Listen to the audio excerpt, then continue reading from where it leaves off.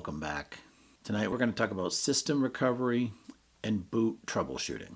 First of all, let's go into some technical coaching questions. Recovery tools help repair systems and restore operations.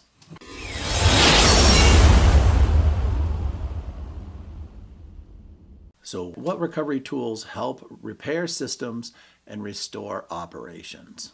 So the first thing we want to think about is recovery environments. Potential restore points of the device that are available to you. What options do you have for boot repair tools? What options are you going to have when you go into safe mode? And what types of file recovery tools are available to you, particularly within the operating system you're using? So a recovery environment is a built-in or bootable environment, and it loads outside of the main operating system. It allows you to boot the device without the operating system starting up. It allows you to troubleshoot without the operating system. Here you'll have options for repair tools, command prompts, and restore options.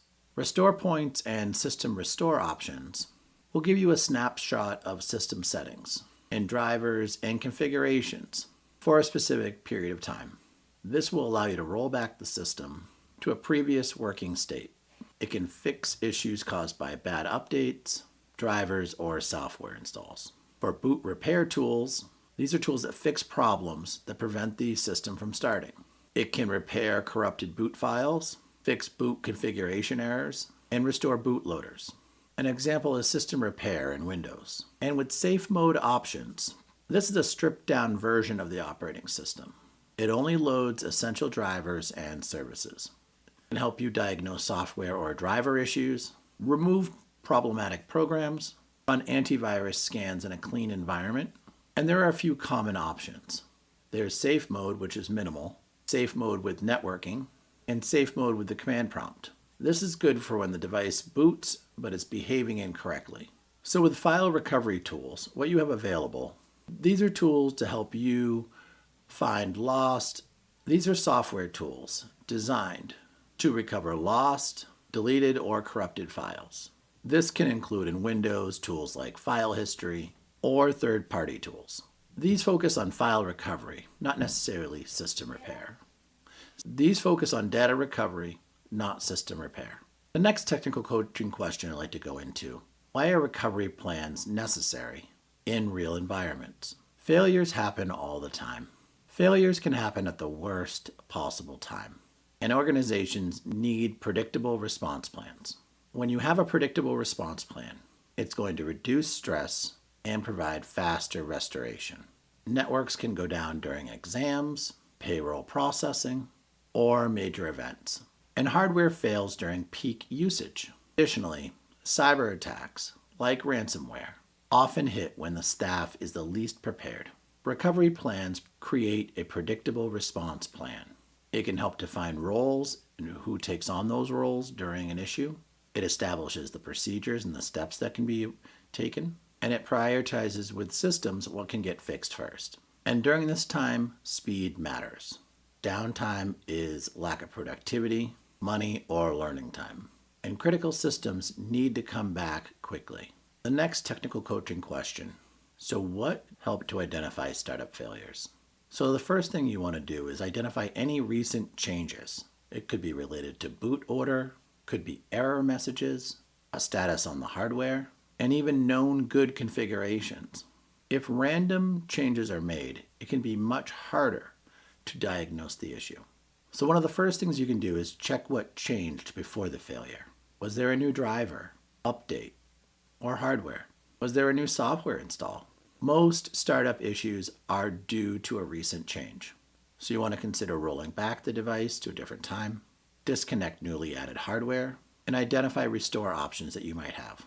You also want to verify the boot order. You also want to verify the boot order in the boot device. Is the system trying to boot from the correct driver? Is a USB or external device interfering? Is the system trying to boot from the correct drive? Is a USB or external device creating an issue? Some common issues can be no boot device found, system tries to boot from an empty USB or DVD. So you want to enter the BIOS UEFI settings and be sure to set the correct drive as the bootable drive. And this is as the first device to boot. Simple misconfigurations here can keep the device from booting at all. You want to make sure you're reading error messages carefully. Look for error codes or other specific messages. Disk failure or boot error. Error messages are usually good clues. Take a photo or write down the message and look for some of those keywords like drive or OS. Check hardware status, power connections, hard drive or SSD connections, AM seating, any warning lights or beep codes. Startup failures are often hardware related. If you have a good known configuration, go back to it. Go back to your last known good configuration. You can do a system restore and booting into safe mode. All of these things allow you to revert the system to a previous working state. This can remove problematic changes and restore more stable settings. This is a controlled way to undo system issues. And be sure to avoid random changes. Try not to change multiple settings at once. Try too many random fixes. It often can make things more difficult and create new problems.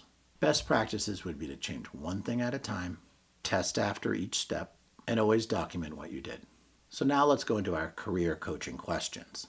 What personal traits help technicians stay calm during outages? First thing to mention is composure, being composed in a time of stress, not overreacting, thinking analytically and critically about the issue. Also, following along with a communication plan and always letting others know of your issues so that you can, if you're not following a strict communication plan, either subscribe to the communication plan or notify those above you of the issue you're having. Have a plan for prioritizing what you're going to address first. Refer to any known documentation that you have for any sort of issue. And of course, as always, be honest about what is a known and what is an unknown in the situation. Those traits are incredibly important in a high-stress situation when people need you at your best. And remember, your calm leadership is important at even the most entry-level role. The next career coaching question: how do organizations prepare for disaster recovery events? How do organizations prepare for a disaster recovery event? First of all, organizations need to discuss backups. How are they planning on backing up critical business organization data in advance of a major issue? What is the plan? What are some procedures that can be tested prior to an issue? What is the communication plan when an issue happens so others are communicated with in a timely way? What are the key roles that help support the organization in the best way when there is an issue? Who's taking what actions and when? What are the priorities when it comes to recovery? It's important to see that these issues go beyond any one single device. When there's an issue in an organization, all of these parts become very important. So in closing, what is one idea from system recovery and boot troubleshooting that you could explain to someone else? And how could it help you in a real IT role? I would make the suggestion that one thing that you could easily explain to someone else is the troubleshooting methodology that you can use by checking for recent changes with a device, by thinking about the recent changes, whether it's the hardware, whether it's with the operating system. All of these are important areas to think about prior to investigating an issue, because often it's identifying those early recent changes. Often it's by identifying what was a recent change that could indicate what the issue is. In real IT situations, many startup failures are caused by something that was recently changed. It could be something recently installed, something recently updated. Learning about what could have been changed definitely is a mindset that's going to help you. And using it as the beginning of your troubleshooting is the right step. It's going to help you with more accurate problem solving down the line.